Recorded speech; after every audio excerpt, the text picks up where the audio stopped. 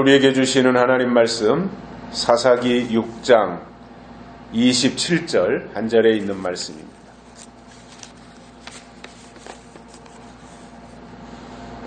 (27절) 봉독해 드립니다. 이에 기드온이 종 열을 데리고 여호와의 말씀하신 대로 행하되 아비의 가족과 그 성읍 사람들을 두려워하므로 이 일을 감히 백주에 행하지 못하고 밤에 행하니라. 아멘.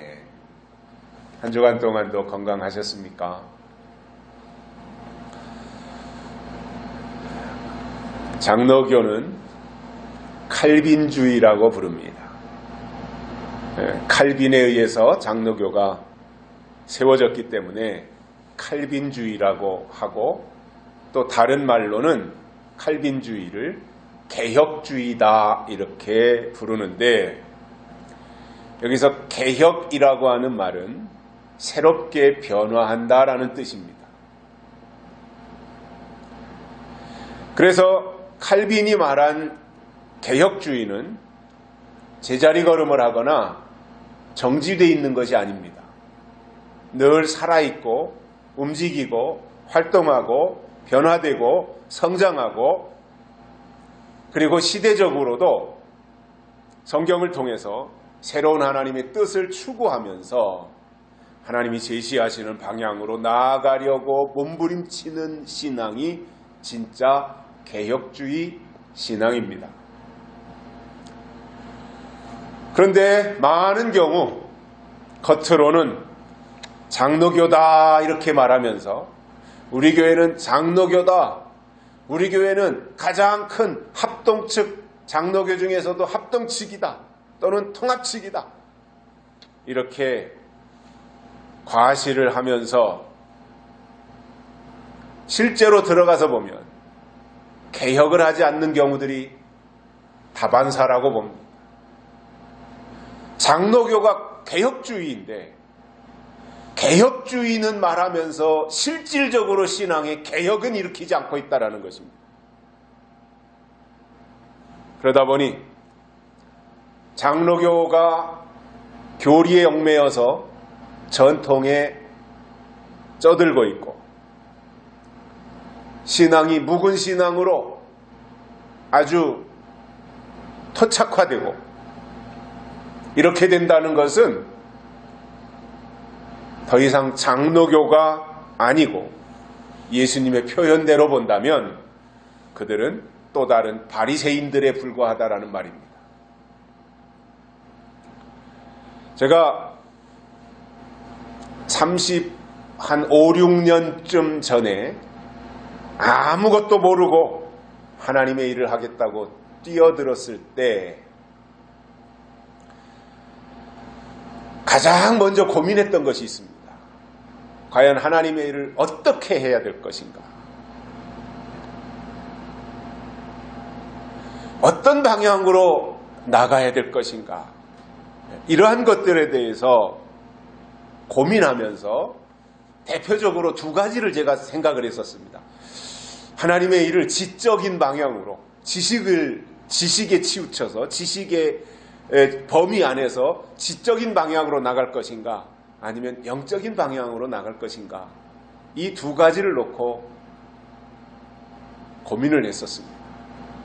그때 나이가 이제 한 29살, 28살 후반, 29살 초반, 아마 요 무렵으로 제가 기억을 하고 있는데, 어떻게 해야 될 것인가?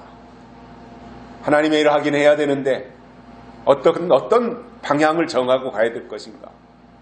그 나름대로 그때 당시에 이제 서울에서 있었던 여러 가지 그 성경 공부나 세미나나 이런 것들이 많이 있었기 때문에 저의 방향을 정하기 위해서 이제 그런 데도 다녀봤었거든요.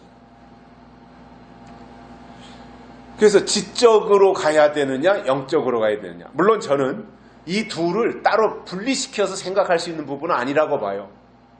지적인 것과 영적인 것이 이렇게 겸비해서 균형을 이루고 가야 되는 것은 맞지만, 그래도 비중을 어느 곳에 둘 것이냐. 지적인 지적인 것과 영적인 것이 같이 균형을 이루고 있어야 되지만 그래도 비중을 지적인 것에다가 조금 더 둘 것이냐 아니면 영적인 것에다 비중을 조금 더 둘 것이냐 하는 이 부분을 가지고 저 나름대로 이제 생각을 했었는데, 그런 가운데서 제가 지적으로 요즘은 사람들이 다 많이 배우고 그래도 지식이 어느 정도 이렇게 수준을, 우리나라에서 평균 교육 연령이 높기 때문에 그것을 이루기 위해서 지적인 부분에다가 맞춰서 가야 될까? 제가 또 서울에 있었기 때문에 그러한 생각을 해보니까 제가 걸리는 거예요. 제 자신이 지적인 사람이 아니고 또 공부에 사력을 다해서 노력하는 공부파도 아니고 또 책상 앞에 앉아서 하루에 막 몇 시간씩 공부하는 체질도 아니고, 그것을 알기 때문에 이것은 안 되겠다. 제 스스로가 이 부분에 대해서는 제가 감당을 못하겠다. 날고 기는 사람들이 얼마나 많은데 그것을 저 자신이 감당할 수 있는 부분이 아니라고 스스로 생각을 했습니다. 이제 남은 것은 하나잖아요. 영적인 것이잖아요. 영적인 부분으로 해야 하는데, 영적인 부분으로 해야 되겠다라고 생각을 하면서 첫 번째로 부닥친 것이 뭐였냐면 과연 영적인 것이 그럼 무엇이냐라는 거예요. 그때 당시에 이제 여의도 순복음교회에서는 뭐 사람들 많이 모아놓고 방언하고 철야하면서 뭐 병을 고치고 또 그런 것들에 대해서 간증하고 하는 일들이 엄청나게 많이 붐을 이루고 있었던 그 무렵이었고, 뭐 귀신을 쫓아내고 뭐 귀신론하는 사람들도 있었고, 이러한 분위기가 팽배해 있던 그 상황 속에서 과연 방언하고 귀신 쫓아내고 하는 이러한 것이 영적인 것이냐? 라는 부분에 이제 제 생각이 도달한 거예요. 그것을 가지고 저 나름대로 고민을 하다가 어느 날 아버지를 만났을 때 물어봤습니다. 아버지, 하나님은 영이시고 성경도 영을 말씀하시는데 영적인 것이 무엇입니까? 이렇게 제가 물었을 때 아버지께서 물론 다른 설명들도 했지만 핵심적 결론이 뭐였냐면, 저의 질문에 대한 아버지의 핵심적인 결론이 뭐였냐면 성경적인 것이 영적인 것이다 라는 거였어요. 특히 구약보다는 신약에다가 더 비중을 두고 나가야 된다라는 말씀을 곁들여 주셨습니다. 그래서 아버지와 마주 앉아서 대화를 나누다가 성경적인 것이 영적인 것이다, 영적인 것은 성경적인 것이다, 이렇게 말씀하시는 그 대답을 듣는 순간 그 말이 제 가슴에 확 와 닿았습니다. 그때부터 저는 설교의 방향을 성경적인 것에다가 두기로 했습니다. 그리고 철저하게 성경적인 신앙을 지키는 일에 모든 것을 집중하기로 했습니다. 그리고 성경에서 벗어나지 않으려고 저 나름대로 노력하고, 모르는 것은 모르는 것대로 이제 덮어두고 가는 거지요. 그러면서 성경에서 이탈하지 않아야 된다라는 노력을 하면서 내린 저 나름대로의 결론이 있다면, 개혁이 무엇이냐? 성경으로 돌아가는 것이 개혁이다라는 데 도달하게 되었던 것입니다. 이렇게 이제 저의 어떤 방향이나 저의 사고의 체계나 제 사역의 어떤 범위나 이런 것들이 구축이 되니까 성경이 조금씩 보이기 시작하는 거예요. 또 깨달아지기 시작하는 거예요. 이렇게 되니까 저 나름대로도 뭔가 이게 성경을 보면서 깨달았다라고 하는, 또는 응답을 받았다고 하는 이러한 것들이 이제 제 마음속에 확신으로 있게 되니까 성경을 읽어놓고 세상 돌아가는 얘기는 한다든가 성경을 읽어놓고 예화나 하고 간증이나 하는 그런 수준의 내용 없는 설교가 매우 유치하게 들렸던 것입니다. 물론 예수님을 처음 믿는 사람들이 계속 생길 수 있잖아요. 어제까지 예수 안 믿었던 사람이 오늘 예수 믿을 수 있잖아요. 어제까지 교회 밖에 있던 사람이 오늘 어떤 계기를 통해서 교회 안으로 들어올 수 있잖아요. 그리고 예수를 믿겠다고 고백할 수 있잖아요. 그렇다면 예수님을 이제 처음 믿는 초신자들에게는 예화도 필요하고 간증도 필요하고 이러한 부분에 대해서 아주 낮은 수준의 설명이나 이해시키기 위한 노력이 필요하지만, 그리고 그러한 것들이 그들에게 도움이 되겠지만 5년이 지나고 또는 10년, 15년이 지났는데도 맨날 거기서 벗어나지 못한다면 그것은 심각한 중병에 걸렸다는 증거일 것입니다. 아이가 태어났는데 100일이 지나고 돌이 지나고 2살, 3살, 4살이 지났는데도 맨날 엄마 뱃속에서 나왔을 때 그 모습으로 그대로 머물러 있다면 그것은 보통 문제가 아닌 겁니다. 하나님 앞에서도 저는 똑같다고 봐요. 누구나가 다 초신자 단계는 다 있었어요. 그것이 20대 초반에 있었든지 30대 초반에 있었든지 그거 차이는 있을지 모르지만 예수님 믿기로 처음 고백하고 예수님을 만나서 이제 내가 하나님의 자녀가 되었구나 하는 그것을 경험하면서 첫 출발했던 그 자리는, 그 시작점은 누구에게나 다 있는 거예요. 그래서 거기에서 어떤 계기를 통해서 내 믿음이 시작이 되었고 출발을 했다면 점진적으로 발전해서 5년이 지난 후에, 7년 후에, 10년 후에 성장하는 모습, 변화되는 모습, 달라지는 모습, 이러한 것들이 나 스스로도 느껴야 되고 다른 사람들이 볼 때도 그런 것들이 느껴지도록 해야 되는데, 그러한 것이 전혀 없이 맨날 제자리 걸음만 하고 있다는 것은 병든 증거인 것입니다. 여기서 병들었다고 하는 것은 여러 가지가 되겠죠. 첫째, 그 사람 개인이 영적으로 병들었을 수 있고, 두 번째, 설교자가 병들어서 더 이상의 것을 말하지 못하는 수도 있을 것이고요. 그 교회 분위기가 병들어 있을 수도 있을 것이고요.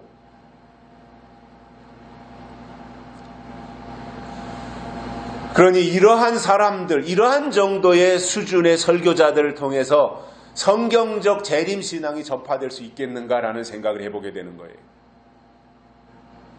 또 그런 사람들이 다시 오시는 예수님을 제대로 설명하겠으며, 설명을 제대로 못하는데 재림신앙을 가진 신자들이 거기에서 탄생할 수 있겠는가라는 부분들입니다.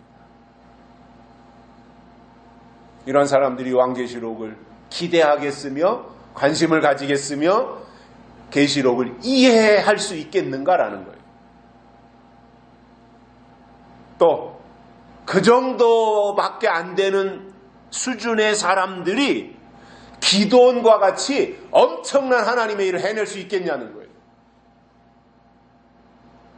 하나님이 우리를 부르신 것은 맨날 우유나 먹고 젖이나 먹고 이유식이나 먹고 간식이나 먹고 그러면서 재롱이나 부리라고 하나님이 우리를 부르신 것이 아니라, 부르신 이후에 어떤 성장의 과정을 거쳐서 궁극적으로 하나님의 남은 일을 이루어 드리도록 하기 위해서 부르신 겁니다.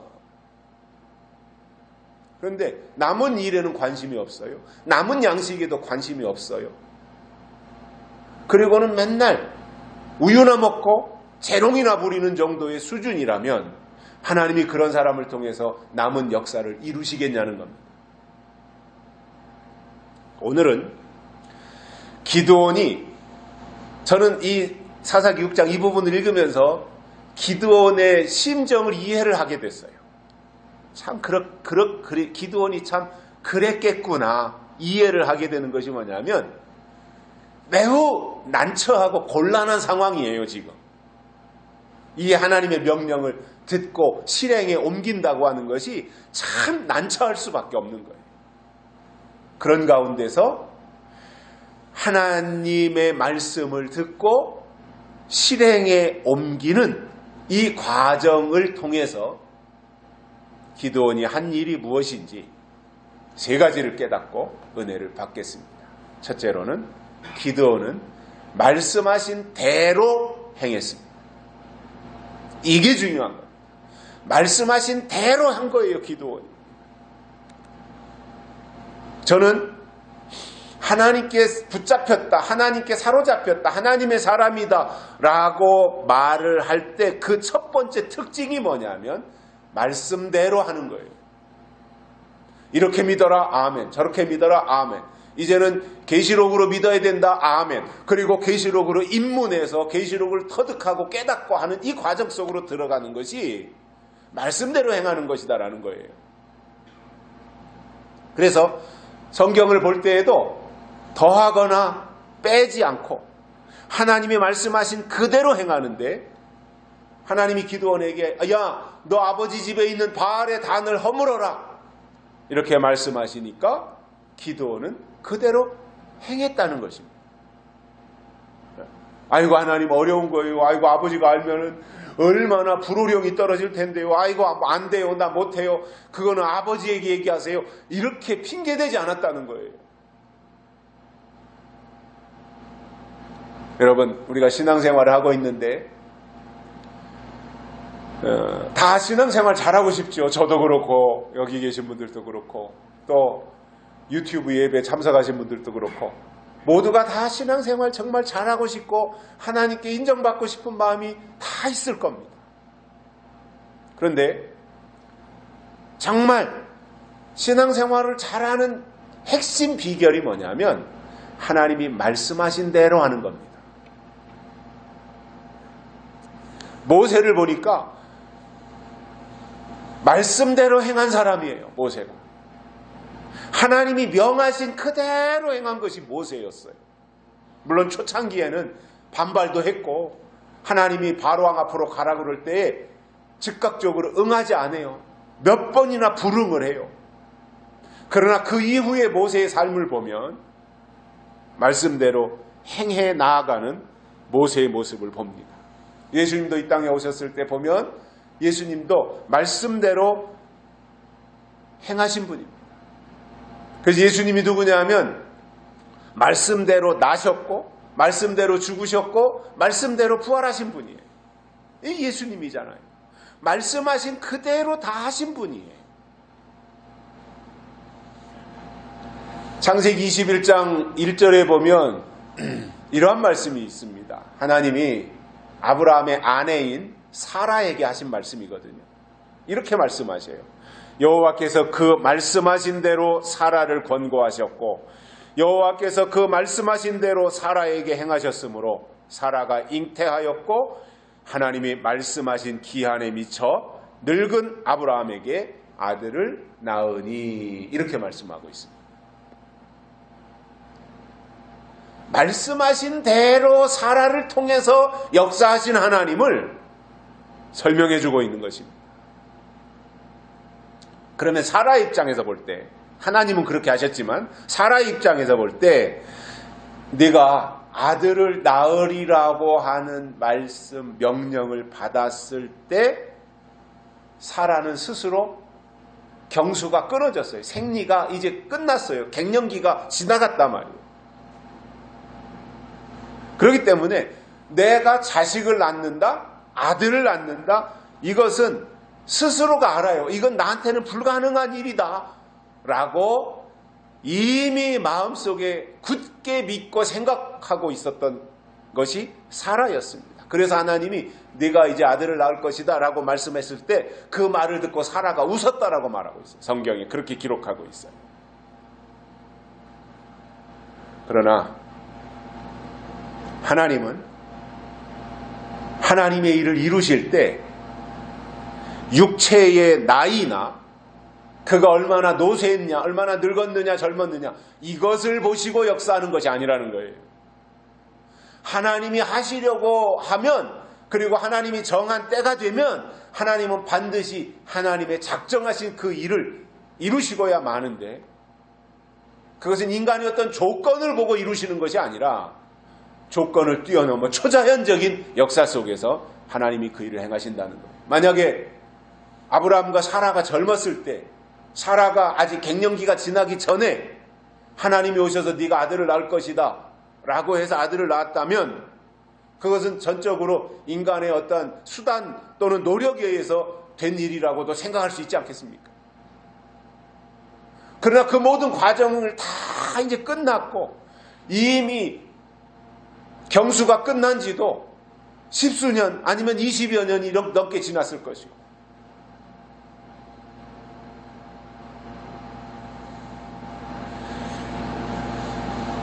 그러나 하나님은 인간의 어떠한 계산을, 인간의 조건을 보시고 역사하는 것이 아니라, 조건은 그렇지만 하나님이 거기에 개입하셔서, 하나님이 관여하셔서 그 모든 것을 뛰어넘어 그를 통하여 하나님의 작정하신 일을 반드시 이루시더라고 하는 것을 보게 됩니다. 나이가 많으니까 안 된다, 이건 사람의 생각입니다. 하나님의 생각은 나이 많아도 내가 하면 할 수 있다라는 것이 하나님의 생각인 것입니다. 믿음이 뭡니까? 내 생각을 접고 하나님의 생각을 수용하고 받아들이는 것이 믿음인 거예요. 그런데 자꾸 하나님이 뭐라고 말씀하시면 내 생각을 말하잖아요. 하나님 그건 안 돼요. 하나님 그렇게는 할 수는 없어요. 하나님이 한다는데 왜 내가 안 된다고 하냐 말이에요. 하나님이 경수가 끝난 사라를 통해서 아들을 주시겠다고 했는데 왜 사라가 안 된다고 말하냐 말이에요. 하나님이 그렇게 하시겠다고 했으면 아멘 하고 그 때를 기다리고 있는 것이 믿음이지 않냐는 거예요.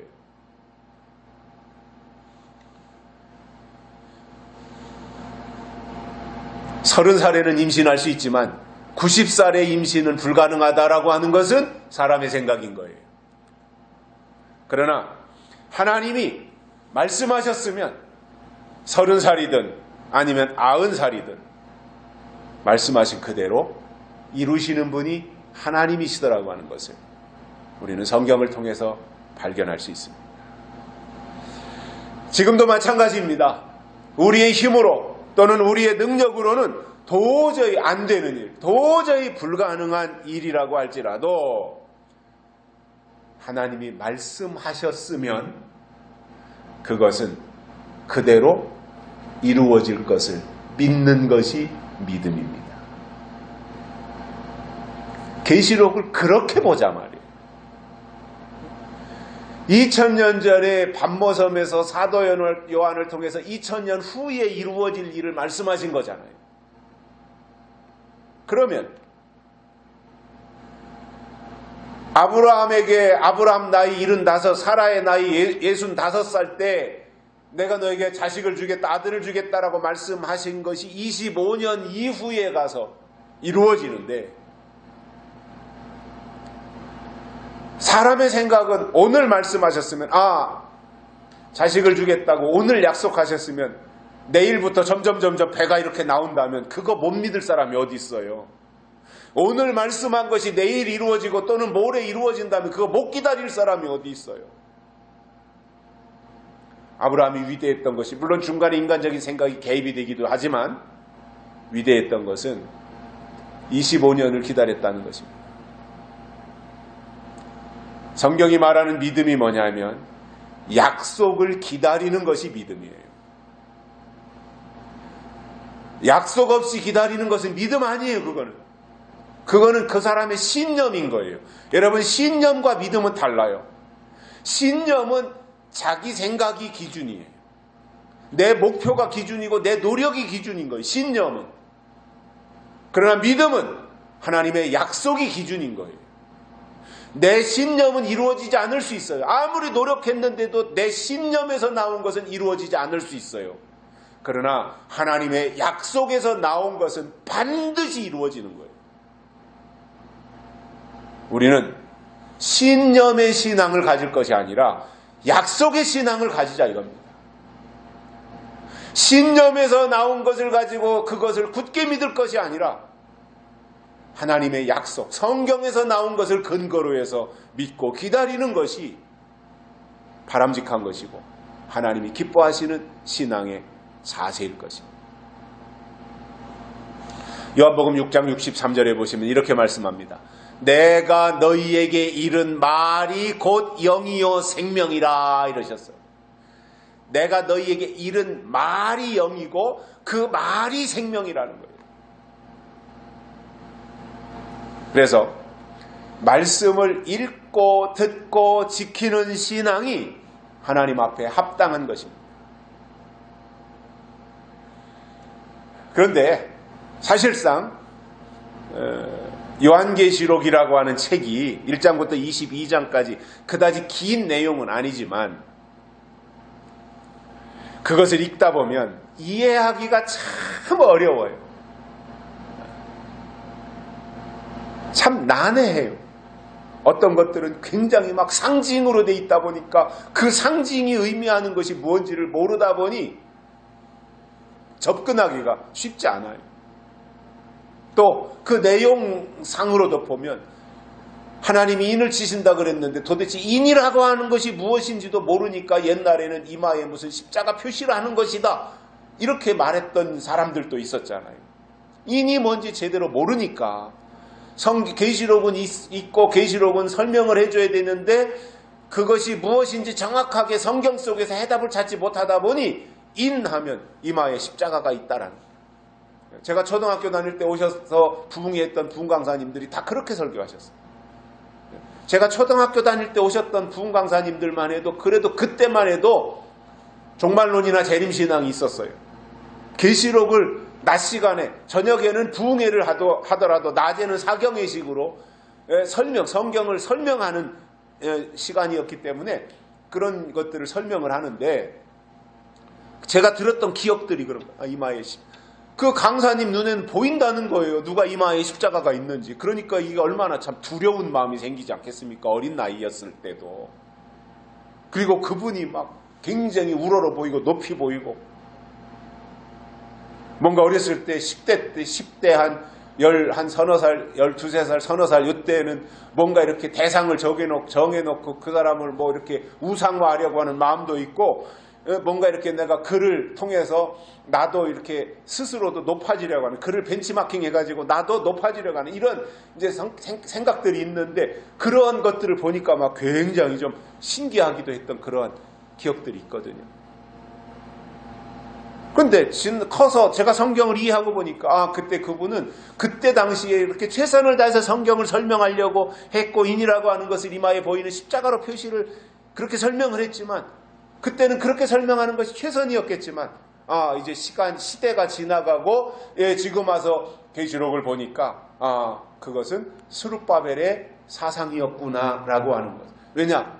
학개서 2장에 스룹바벨을 하나님이 인으로 삼으셨다 그랬으니까 계시록에서 말하는 인이라고 하는 것이 결국은 스룹바벨의 생각, 스룹바벨의 사상이구나. 하나님이 스스로 스룹바벨에게 주셨던 하나님의 생각이었구나. 결국 스룹바벨이 한 일이 뭐예요? 무너진 성전을 재건하는 것이었잖아요. 이 시대에 영적으로 무너진 하나님의 형상을 재건하고 영적으로 무너진 하나님의 성전을 재건하는 것이 이것이 인치는 역사이구나. 하나님의 인이구나. 이런 것들을 이해하게 되더라는 거죠.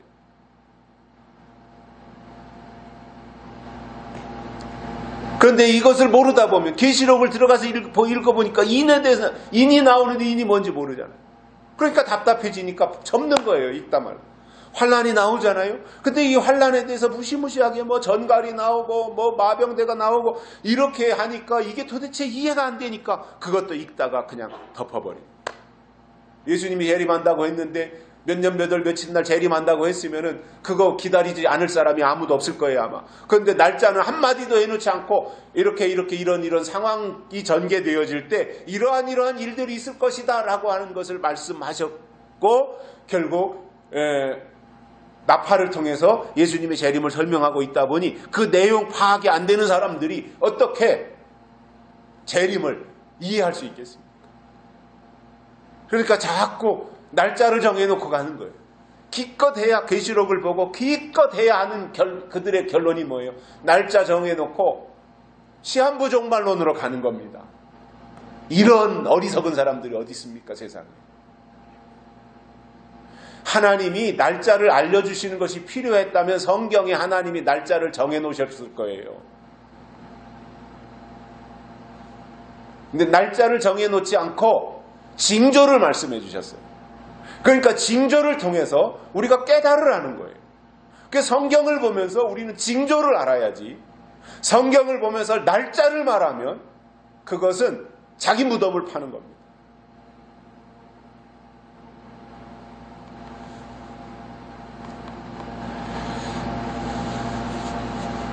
우리가 성경을 보면서 또 특별히 계시록을 믿고 또 계시록의 내용을 통해서 우리가 기다리는 것은 2000년 전에 반모섬에서 사도 요한이 보고 들은 것을 그대로 기록한 그 내용이기 때문에, 즉 요한을 통해서 주신 마지막 때 하실 하나님의 일이기 때문에 그것을 우리는 반드시 이루어질 것으로 믿고 나가는 것입니다.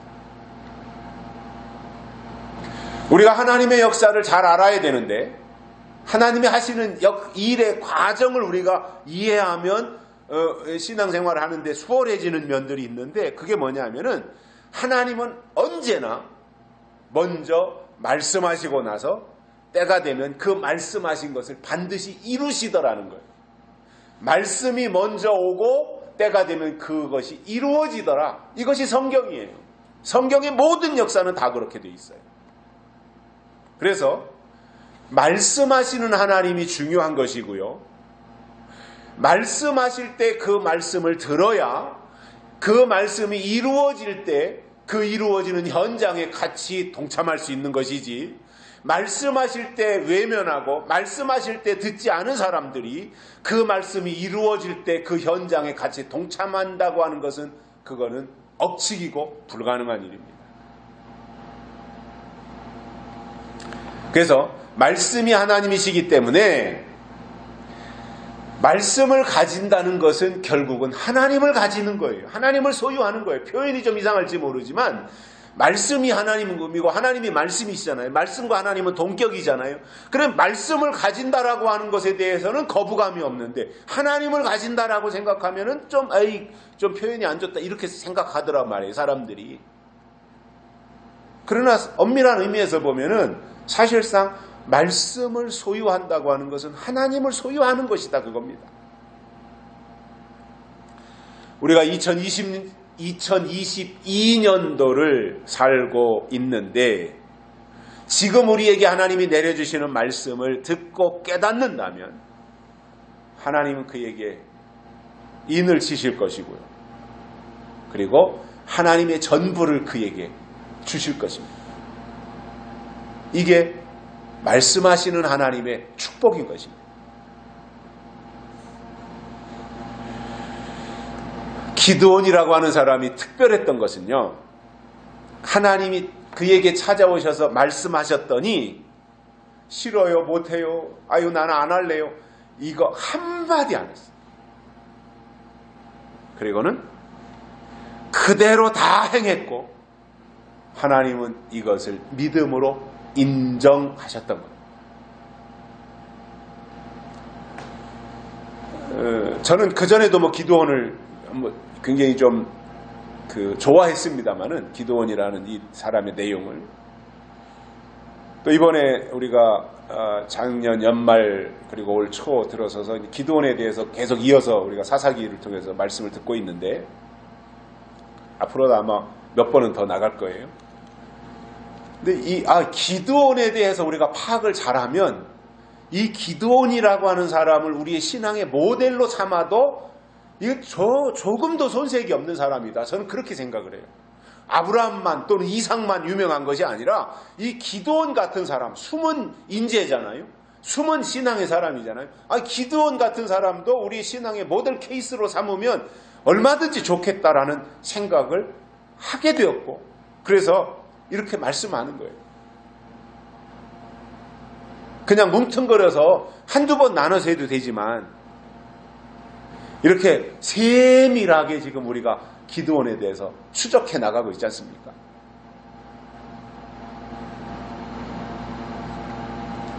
두 번째로는 기드온은 두려움을 극복했습니다. 두려움에게 사로잡힌 것이 아니라 두려움에게 사로잡히면 일을 못해요.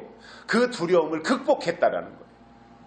본문에 보면 기드온이 아비의 가족과 그 성읍 사람들을 두려워했다 이렇게 되어 있잖아요. 사실상 아버지 집에 있는 단을 허문다고 하는 것이 기드온 아들의 입장에서는 굉장히 부담이 되는 거예요.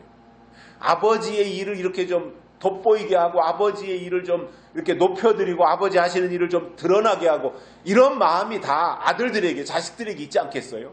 기드온도 똑같을 것이고요. 그런데 그 아버지가 하고 있는 그 일을 다 허물어버리고 파괴시켜야 된다고 하는 이것이 부담이 되고 또 그 결과에 대한 후폭풍도 만만치 않을 것이라는 점을 기드온도 잘 알고 있었을 거예요. 당장 기드온의 아버지가 가만히 있지 않았을 것이고 불보듯 뻔한 거잖아요. 그 일을 행한다면. 또 성읍 사람들도 기드온을 향해서 저런 저거 불효자식이 있나 저런 나쁜 아들이 다 있나 아니 아버지가 저렇게 정성 들여 가꾸는 저 단을 저렇게 아들이 들어가지고 다 파괴시켜버리는 저런 자식이 어딨냐고 쯧쯧거리면서 혀를 내두르면서 아마 기드온을 비난했을 거예요. 그러나 기드온은 하나님의 이름으로 하나님의 말씀을 통해서 그 모든 두려움을 다 극복해냈다는 것입니다. 사실상 우리가 이 세상을 살고 있고 또 신앙생활을 하고 있습니다마는 우리가 극복해내기가 어려울 때가 언제냐면 내 마음속에 두려움이 생길 때 아 이런 결정이 내가 정말 잘하는 결정인가 내가 이렇게 했을 때 사람들이 어떤 평가를 내릴까 내가 입장이 난처해지고 곤란해지고 이러한 경우의 수도 생각할 수 있는 것이고요. 또 이게 내가 이렇게 하는 것이 정말 이게 하나님의 뜻일까? 그러면서 망설일 수도 있는 것이고요. 이런 것에 대해서 두루 생각하다 보면 선뜻 나서서 그 일을 하기가 쉽지 않은 상황일 때가 참으로 많이 있습니다. 그래서 아버지 집에 있는 바알의 단을 허문다고 하는 것이 기드온의 입장에서는 가장 하고 싶지 않은 일이고 해서도 안 되는 일이라고 생각했겠지만 하나님이 그렇게 하라고 말씀하시니까 그 모든 아버지와의 관계를 내려놓고 하나님의 말씀에다가 더 우선순위를 뒀던 거예요.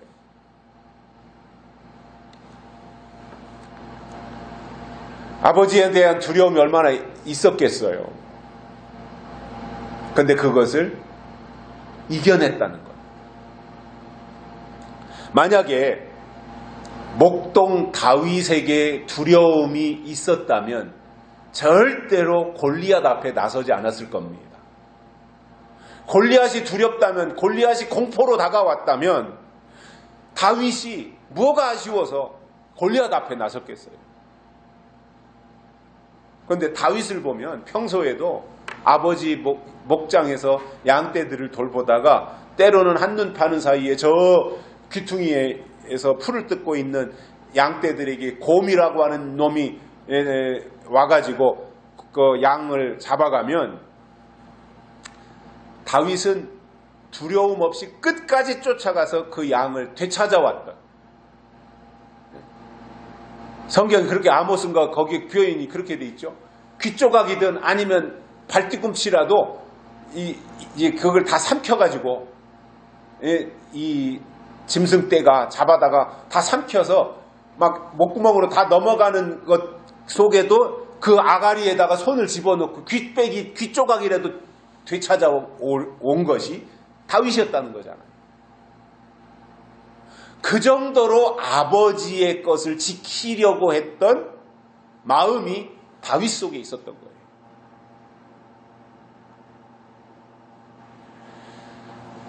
성경에 보면 두려워하지 말라는 단어가 189번이 나옵니다. 두려워하지 말아라. 그래서 이 정도로 다양한 표현을 통해서 우리가 두려워하지 말아야 될 이유를 충분히 설명해 주시는데도 어떤 때는 우리가 골리앗은 그만두고 개구리 정도밖에 안 되고 때로는 올챙이 정도밖에 되지 아니하는 사소한 문제 앞에서도 망설이고 주저앉고 그리고 두려워하면서 공포에 사로잡힐 때가 얼마나 많이 있습니까?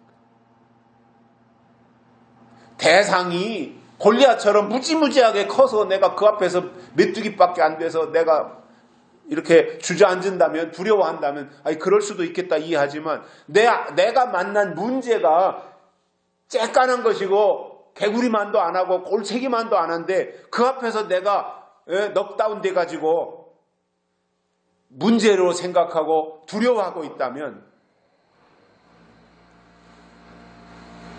그것을 어떻게 이겨낼 수 있겠습니까? 신앙이 정말 하나님 앞에서 올바르다면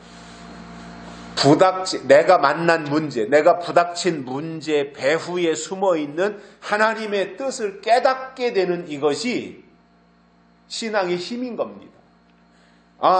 나에게는 문제로 왔는데 문제를 문제로 보면 문제인데 문제 뒤에 있는 하나님의 손길을 보면 문제는 사라지고 하나님의 손길을 발견하게 되더라는 거지.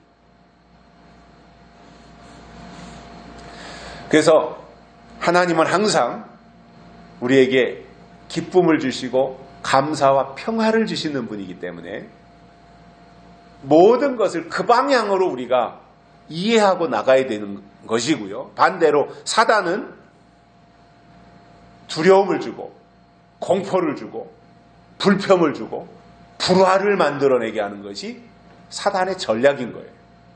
하나님의 작전과 사단의 전략이 이렇게 차이가 있더라는 거지. 그래서 우리가 어떤 것을 이해할 때 그가 하고 있는 일을 보면, 그가 현재 하고 있는 일을 보면 그가 하나님께 속한 사람인지 아니면 사단에게 속한 사람인지를 판단할 수 있는 거예요. 원망하고 불평하고 맨날 불협화음이나 일으킨다면 그는 지금 현재 사단에게 소속해 있다라는 것이고, 어려운 여건과 환경 속에서도 기뻐하고 감사하고 평안을 유지하고 그러면 그는 하나님의 사람인 것을 알 수 있게 되더라는 겁니다. 그래서 광야와 같은 세상을 우리가 살아가면서 우리에게 꼭 필요한 것이 있다면 두려움을 극복하는 용기입니다. 저는 가끔씩 그런 생각을 해봅니다. 저에게 만약에 요한계시록에 약속이 없었더라면 내 삶이 얼마나 무의미했을까, 그런 생각을 해봅니다. 가장 지금 생각하면서 아찔한 것은 뭐냐면 목적의식이 없을 거 아니에요. 목적의식이 없을 거 아니에요. 목적의식이. 그리고 그냥 다른 사람들이, 많은 사람들이 가는 방향으로 똑같이 가면서 사람이나 많이 모으려고 했을 것이고, 그리고 성경을 읽거나 묵상할 시간도 없이 친구들과 어울리면서 부흥회나 인도한다고 다니고 어디 가서 대접이나 받으려고 하고,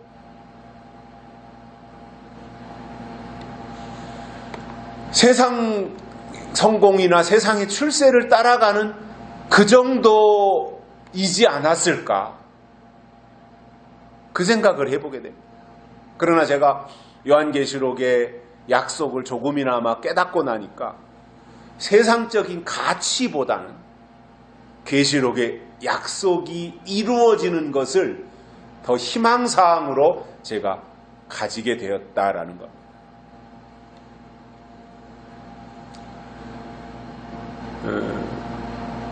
기드온이 아버지의 제단을 허물면서 가장 두려움이 엄습해 왔을 상황인데도 불구하고 두려워하지 않았던 이유가 있다면 그것은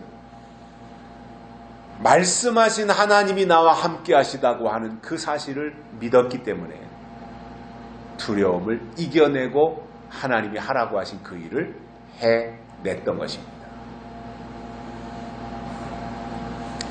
세 번째로는 밤중에 그 일을 마무리했습니다. 여러분, 이것이 지혜예요. 저는 이 문장에서 오늘 한 절밖에 안 되는데 오늘 본문이 저는 이것을 몇 번 묵상하면서 이 속에서 기드온의 지혜를 저는 깨달은 거예요. 만약에 기드온이 백주 대낮에 많은 사람들이 보는 앞에서 아버지의 제단을 철거하는 작업을 했다면 동네 사람들이 떼제비로 덤벼가지고 저항하는 과정 속에서 그 일을 해내지 못했을 겁니다. 그러나 하나님의 말씀을 듣고 기드온은 그 일을 진행을 하면서 모두가 잠들어 있는 밤중에 10명의 종들을 데리고 아버지의 손을 잡고 또는 제단을 허물고 아세라 나무로 번제를 드리는 이 모든 일을 하룻밤 사이에 감쪽같이 이뤄냈다는 거예요. 여러분, 대부분의 사람들이 공통적으로 가지고 있는 생각들이 있습니다. 그게 뭐냐면 저도 마찬가지예요. 그게 뭐냐면 내 주변에 있는 사람들과 대립하거나 갈등하는 것을 원치 않아요. 그냥 이렇게 자연스럽게 그냥 부담 없이 살아가고 싶지 맨날 부딪히고 말이죠. 충돌하고 이렇게 갈등 구조를 만드는 것을 사람들은 별로 좋아하지 않아요. 여러분, 이것은 사람뿐만이 아닙니다. 식물도 마찬가지입니다. 나무를 심잖아요.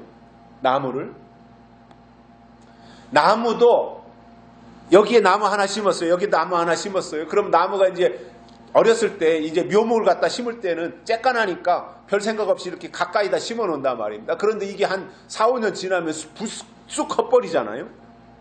그런데 신기한 것은요. 이 나무도 심어 놓으면 이 넓은 땅에 하나를 심어 놓으면 나뭇가지가 이렇게 피라미드 구조로 똑같이 가지가 이렇게 쫙 다 양쪽으로 다 퍼져요. 이렇게 사방으로 가지가 쫙 이렇게 퍼져나가요. 그런데 가까이에 다른 나무가 있잖아요. 다른 쪽에 있는 쪽으로는 가지가 안 뻗어요. 신기하죠? 이 우리 주변에도 제가 이런저런 감나무도 심고 이런저런 나무들을 많이 심어놨는데 제가 유심히 봐요. 어쩌다 이렇게 나가.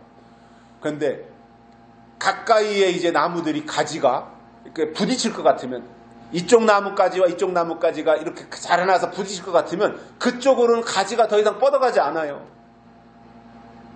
그리고 아무것도 없는 쪽으로 가지가 더 쭉쭉 잘 뻗어가더라 이겁니다.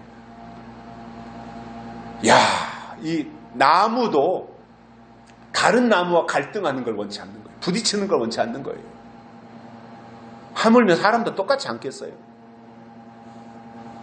그런데도 보면 어떤 사람들은 말이죠. 만나는 사람마다 가는 곳곳마다 갈등을 일으키고 분쟁을 일으키고 다툼을 만들어내고 그 이유가 뭐냐면 지혜가 없어서 그런 겁니다.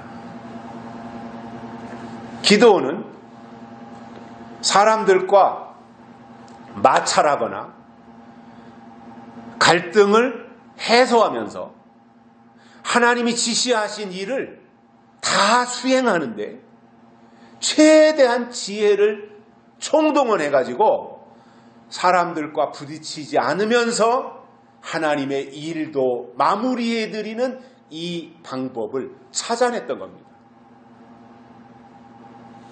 많은 경우 일을 그르쳤을 때를 돌아보면 그게 언제냐면 내 감정이 앞섰을 때나 아니면 내 욕심이 앞장섰을 때, 그래서 감정과 욕심이 앞장서서 지혜롭지 못하게 처신했을 때 그 일을 그르치더라는 거예요. 성경은 우리에게 분명하게 말씀합니다. 너희가 뱀같이 지혜로우라, 이렇게 말씀하셨어요. 이것은 우리 보고 뱀이 되라는 말이 아니라, 뱀이 에덴 동산에서 아담과 하와를 유혹하고 아담과 하와가 그 선악과를 따먹을 수밖에 없도록 달콤한 말로 설득하고 설명한 겁니다. 그렇게 지혜를 동원하라는 거예요. 물론 뱀은 하나님을 거역하는 일의 지혜를 잘못 사용했어요. 그러나 하나님의 사람들은 하나님이 주신 지혜를 가지고 하나님의 뜻을 이루는 일에 잘 활용해서 설명하고 설득하고 그리고 기다려주면서 사람들로 하여금 호감을 갖게 만들어주는 이것이 필요하다고 생각을 합니다. 저의 먼 친구가 있어요. 요즘은 뭐 만나지도 않지만 한때 잠깐 만났던 먼 친구가 있는데 제 나이 또래에 한번 얘기를 하는데 그 친구가 막 덩치도 크고요. 뭐 이렇게 살도 찌고 막 우락부락하고 말도 거칠어요. 굉장히 좋게 말한 게 말 한마디마다 다 욕이 들어가고 이런 사람인데, 그래서 저는 그 친구를 볼 때마다 저 친구는 뭐든지 다 힘으로 제압하는 사람이겠구나 이렇게 생각을 했는데, 그 친구가 말하는 걸 보니까 의외의 면이 있었던 거예요. 그 자기가 하는 그 자기가 뭐 사업적으로나 무슨 일적으로 사람들을 만났을 때는 자기가 절대로 물러나거나 지지 않고 그냥 막 말도 질러대고 이렇게 한다는 거예요. 그 처음에는 이제 제가 그 사람이 젊었을 때 자기 아내 될 사람과 만나서 연애하고 이제 그리고 결혼을 해서는 자기 집사람한테도 그렇게 했다는 거예요. 힘으로 제압하려고 했다는 거예요. 그런데 힘으로 제압하니까 여자가 힘이 없으니까 거기서 억압을 당하고, 하지만 시간이 지나고 나면은 마음으로 순복한 건 아니더라는 거예요. 그 앞에서 말 표현만 안 했지 마음은 점점 이렇게 꼬부러지고 있는 그 모습을 발견했다는 거예요. 그래서 그때 생각한 것이, 여자는 힘으로 눌러서는 안 되는구나. 그리고 그때부터는 자기 아내를 구슬르기 시작했답니다. 그런데 놀라운 것은 힘으로 제압할 때는 그 앞에서는 말도 안 하고 꼼짝도 안 하고 못하고 그러고 했는데, 절대로 남편이 하는 일에 대해서 참견도 안 하고 동의도 안 하고 협조도 안 했었다는 거예요. 그런데 작전을 바꿔가지고 깨닫고 나서 이렇게 설명하고 설득하고 자기 아내를 구슬르기 시작했더니, 그때부터는 아내가 다가오기 시작했고 마음을 열더라고 하는 그 이야기를 하는 거예요. 그래서 저 녀석이 등치만 큰 줄 알았더니 저런 지혜도 있었네, 제가 생각을 했던 거예요. 이게 사람을 대하는 데 있어서도 저는 지혜가 있어야 된다고 봐요. 그냥 막 욱박지르거나 힘으로 제압하려고 하는 것이 아니라 설명하고 설득하고 지혜롭게 그 사람으로 하여금 마음의 문을 열게 하고, 그리고 이렇게 소통할 수 있는 이 구조를, 평화의 구조를 만들어 놓는 이것은 저는 지혜의 소관이다, 이렇게 생각을 해요. 여러분, 우리가 신앙생활하고 있고 우리가 믿음을 말하는데 믿음의 사람에게 꼭 필요한 것이 뭐냐면 지혜입니다. 성경도 지혜가 제일이니 지혜를 얻으라 이렇게 말씀하고 있습니다. 기드온에게는 지혜가 있었습니다. 그래서 기다려야 할 때와 나서야 할 때를 알고 거기에 맞게 적절하게 행동한 사람이 기드온이었던 것입니다. 자, 그러면 하나님이 명령하신 것은 반드시 해야 되는 거예요. 그렇죠? 하나님이 말씀하신 것은 꼭 해야 되는데, 사람들이 보는 앞에서 이거는 하나님이 하라고 했으니까 내가 할 거야, 그냥 무대뽀로 사람들이 그거에 대해서 어떻게 생각을 하든 말든 그건 생각하지 않고, 이거는 하나님이 나에게 하라고 했으니까 이건 내가 무조건 할 거야, 이렇게 백주대낮에 많은 사람들이 보는 앞에서 제단을 허무는 그 일을 했다면 아마 대판 싸움이 벌어졌을 거예요. 그리고 하나님의 일도 성사시킬 수 없었을 거예요. 그리고 주변에 많은 사람들이 상처받았고 기드온 자신도 처절한 패배자가 됐을 거예요. 그러나 하나님이 그 말씀을 하셨을 때 기드온은 지혜를 총동원해서 어느 때에 이 일을 해야 사람들도 상처받지 않고 하나님의 일도 이루어질 것인가, 하나님도 좋고 사람들도 좋게, 이렇게 어떻게 하면 그렇게 할 것인가에 대해서 생각한 결과 그 일을 밤에 하기로 생각했던 거죠. 다 사람들이 잠들어 있는 사이에. 그래서 그것을 짧은 시간이었지만 생각하고 분석해서 방향을 정하고 방법을 찾았던 겁니다. 저는 이것이 기드온의 지혜였다라고 생각합니다. 이건 하나님의 일이니까 다 비켜놔. 이건 내가 할 거야. 그러면 주변 사람들이 상처받을 수 있습니다. 하나님이 나에게 하라고 말씀하셨지만 그것을 사람들에게 이거는 하나님이 기뻐하시는 일이니까 이렇게 해야 되는데 여러분들도 협조해 줄 수 있으면 같이 해줬으면 좋겠다라고 하면서 이렇게 설명하고 설득하는 과정은 필요하다고. 많은 사람들이 왜 실패하느냐? 믿음을 말하면서 왜 실패하느냐? 믿음만 말하지 믿음에 뒤따라와야 될 믿음의 덕의 지혜를, 지식을 지식의 절제를 절제, 인내를, 이러한 뒤따라오는 것을 생각하지 아니하고 믿음만 강조하다 보면 덕이 없다 보니까 사람들에게 상처만 주고 끝나는 경우들이 다반사입니다.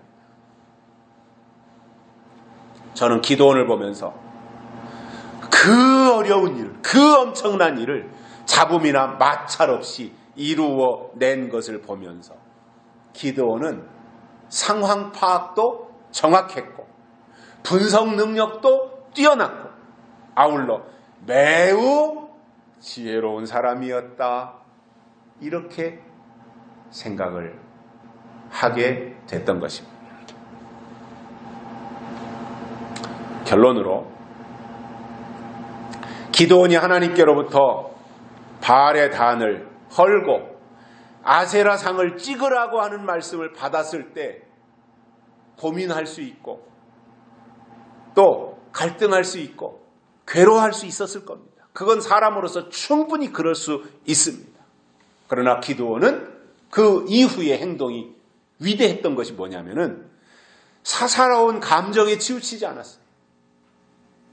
사사로운 인간관계에 치우치지 않았어요. 그것보다는 하나님의 뜻을 수행하는 것을 더 중요하게 생각을 하고 말씀하신 대로 두려움을 극복하고 지혜를 총동원해서 밤중에 하나님이 지시하신 일을 마무리했다는 내용을 보면서 우리도 기드온처럼 하나님의 일을 감당해낼 수 있는 지혜의 사람, 믿음의 사람들이 되시기를 주의 이름으로 축복합니다. 살아계신 하나님 아버지 감사합니다. 오늘 또 우리를 불러주시고 하나님의 말씀을 듣게 해주셔서 감사를 드립니다. 우리 모두 기드온과 같은 지혜의 사람들이 되도록 축복해 주옵소서. 다시 오실 예수님의 이름으로 간절히 기도드리옵나이다. 아멘. 찬송가 276장입니다.